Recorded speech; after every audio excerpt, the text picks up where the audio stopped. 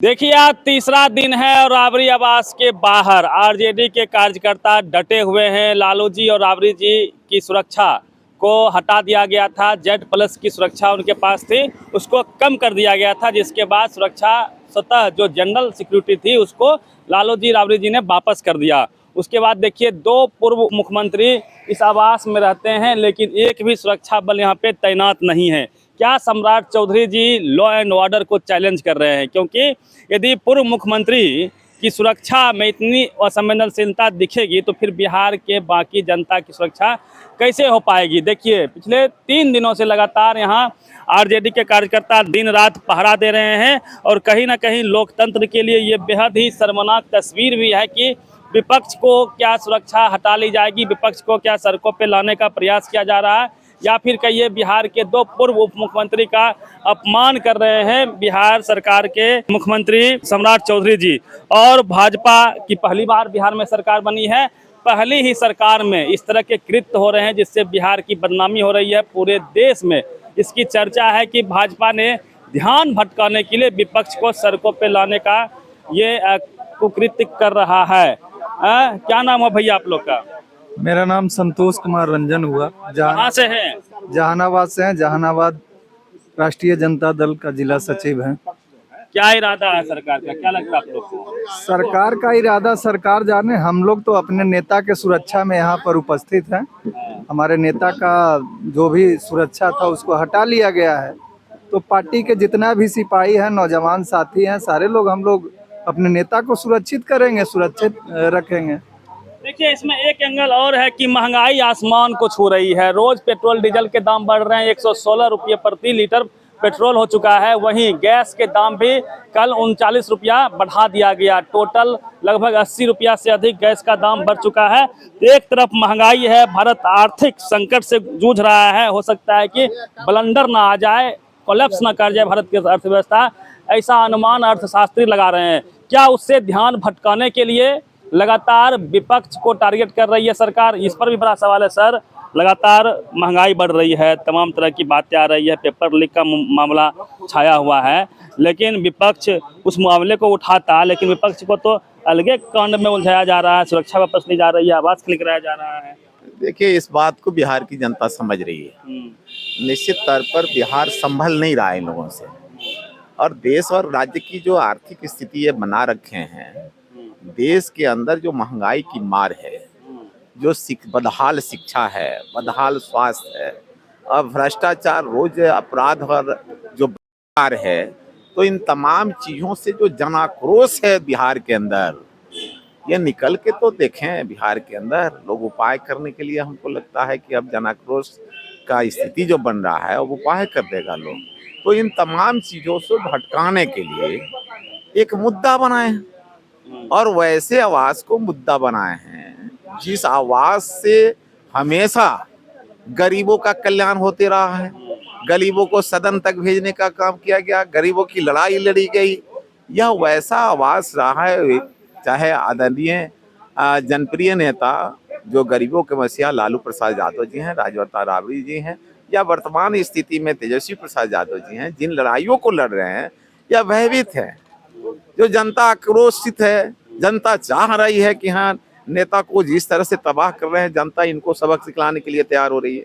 तो निश्चित तौर पर इन तमाम चीज़ों से जो इनकी भ्रष्ट नीति है, जो कानून व्यवस्था ध्वस्त हो चुकी है, जो महंगाई की मार से अब लोग उब चुके हैं, अब तो अर्थशास्त्रियों का भी देख रहे हैं कि देश अब संभलने की स्थिति में नहीं है, कोलैप्स करेगा। तो वैसे स्थिति में इन तमाम चीज़ों से भटका करके, और ये सभी बेढंगा तरीके का स्टेटमेंट है, बेढंगा तरीके का मुद्दा बना करके, यह आवास कोई मुद्दा है? कितनी आवास खाली पड़ा हुआ है, मंत्री स्तर के कितने आवास खाली पड़े हुआ है, अनंत किशोर राम को मुद्दा बना है।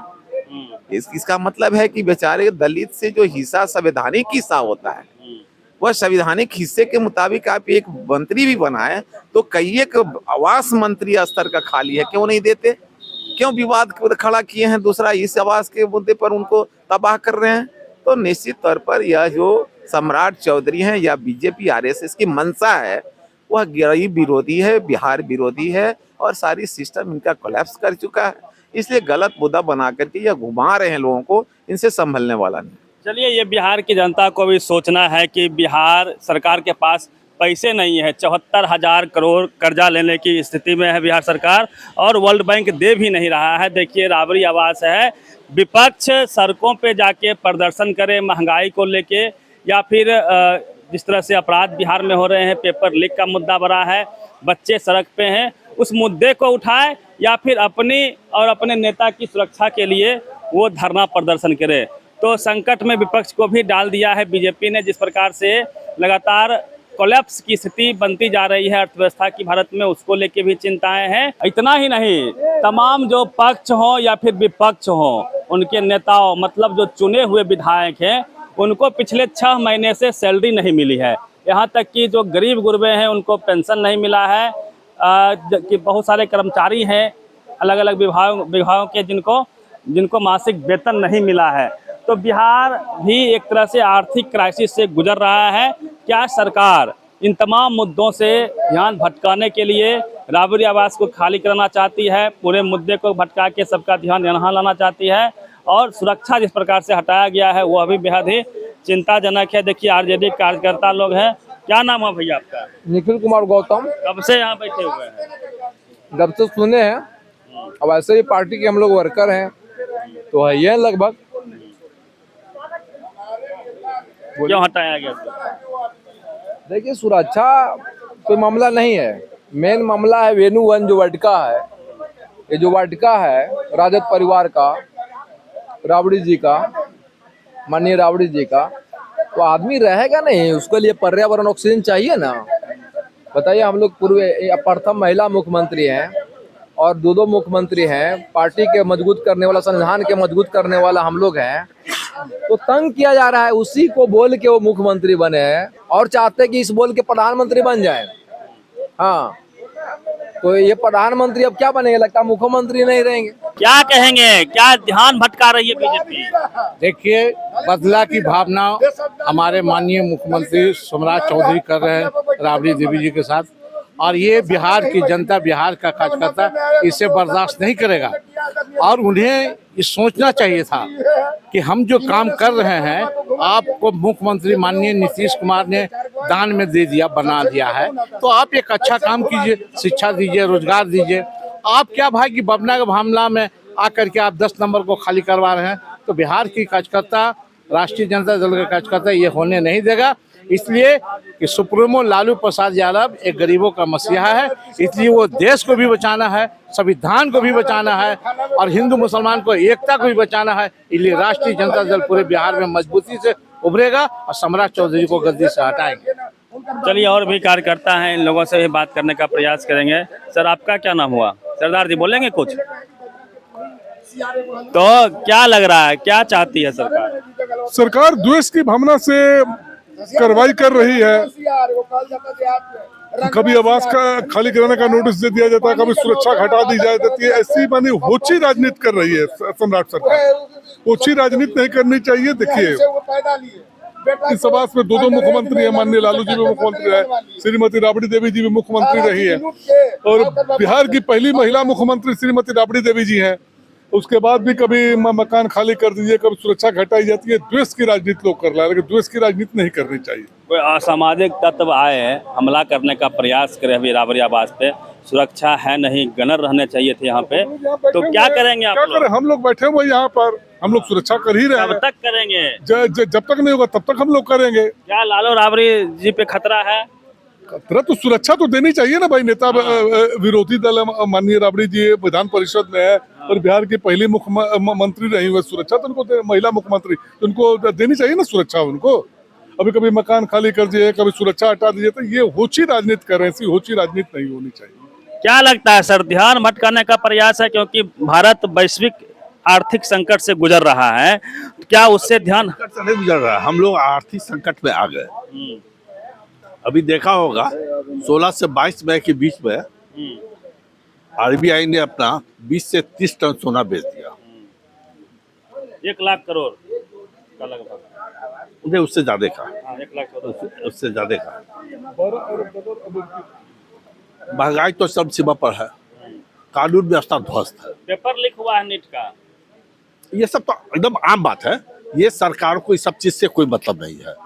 सड़क पर आप घूमिए, लाठी खाइए, नौजवान कचौड़ी बेले और पकौड़ी तले, उसके लिए प्रधानमंत्री ने पहले ही आह्वान कर दिया था। उस आह्वान के बाद भी लोगों ने उनको वोट दिया, उनका मनोबल बढ़ता गया। अब स्थिति बहुत भयावह हो गई है। अब स्थिति यह है कि जनता रोड पर आ गई। अभी देखा होगा कि व्हाट्सएप यूनिवर्सिटी से एक पार्टी बनी और उसका जो मुजाहरा हुआ है परसों, करो जनता पार्टी जंतर मंतर पे। तो ये जनता का आक्रोश है। हाँ, हाँ। राबड़ी देवी के साथ जो सरकार व्यवहार कर रही है, या राष्ट्रीय जनता दल के साथ जो सरकार के साथ जो व्यवहार हो रहा है, सिक्योरिटी कम करना, आवास बदलना, भारी जन आक्रोश जनता में है। हम लोगों को पिछले चुनाव में 1,90,00,000 वोट मिला था बेईमानियों के बाद। तो एक बड़े जनाधार की पार्टी हमारी है। अब हमारे जिन लोगों ने वोट नहीं भी दिया वो भी इस बात से सहमत हैं कि लालू जी हम लोग के लोकप्रिय जनप्रिय नेता है। कुछ लोग 10,000 में फंस गए। तो हाँ, 10,000 फंस गए, पछता भी रहे। कई लोग हैं हम लोग के संपर्क में जो बताते हैं कि हमसे गलती हो गई, हम लोग 10,000 के लालच में पड़ के ये अपने नेता को भूल गए और हम लालच में पड़ गए। तो हम आपके चैनल के माध्यम से सत्ताधारी दल के लोगों को ही बताना चाहता हूँ कि आपने इनका सिक्योरिटी तो वापस ले लिया, लेकिन आप जाइए तो अपनी पूरी सुरक्षा व्यवस्था के साथ गांव इलाके में जाइए। इसलिए जनता में भारी आक्रोश है, आपको इस आक्रोश का सामना करना पड़ेगा। इसलिए अपनी पूरी सुरक्षा व्यवस्था के साथ ही आप अपने क्षेत्र में जाइए। अभी मान लीजिए ये मामला नहीं होता तो आप लोग सड़कों पे होते, जिस तरह से आर्थिक संकट हो रहा है, जिस तरह से दिक्कतें आ रही नहीं, है। हम लोग दोनों काम साथ साथ चल रहा है। 9 तारीख को उलझा दिया गया अलग मुद्दा में। उलझाने से कोई फर्क नहीं पड़ता है। हमारा बड़ा जनाधार है, हमारी पार्टी बड़ी पार्टी है, कार्यकर्ताओं का एक फौज है हमारे पास। हम लोगों का 9 तारीख को बिहार के सभी प्रखंडों पर इस मुद्दे पर महंगाई, बेरोजगारी, भ्रष्टाचार मुद्दों पर धरना है। 17 तारीख को जिला मुख्यालय में धरना है। हम लोग अपना जो दायित्व है, विपक्ष का जो दायित्व है, उसका निर्वाह हम कर रहे हैं। पीछे नहीं हटेंगे। नहीं, हम लोग पीछे हटने का सवाल नहीं। चलिए, तो कई सारे नेता हैं और दिन रात, मतलब सुबह शाम रात कभी भी आइए, यहाँ आरजेडी कार्यकर्ता एक तरह से अपने नेता की सुरक्षा खुद स्वयं कर रहे हैं। लेकिन सवाल वही है, क्या लोकतंत्र के लिए ये शोभनीय घटना है या फिर लोकतंत्र को कमज़ोर किया जा रहा है? क्योंकि विपक्ष जब मजबूत होता है तो लोकतंत्र और अधिक मजबूत होता है। तो विपक्ष को क्या सड़कों पे लाने की तैयारी कर रही है बीजेपी? पहली बार बिहार में बीजेपी की सरकार बनी है और पहली बार में ही इस तरह के कृत्य देखने को मिल रहे हैं। पूरी बातचीत को लेकर क्या प्रतिक्रिया दीजिए रवि मेहता, द एक्टिविस्ट, पटना।